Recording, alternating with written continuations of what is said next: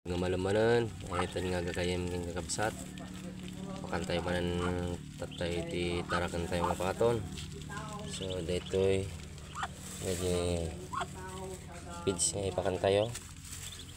Kano mabit na nga dumakkan.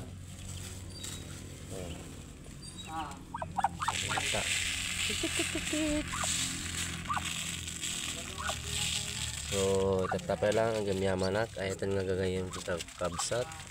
Di pa nagbuyayo dahito nga video tayo. So anyo ko mga liplipatan nga i-share kung pakipalo dahito nga Facebook page tayo. Then mag-comment kayo lang kita po. Tapno digiti followers tayo at madupay. So dito lang ayatan nga gagayam ng kabsat. Diyos tiyag ina kada tayo amin nga pada-pada ngawan tilabas na.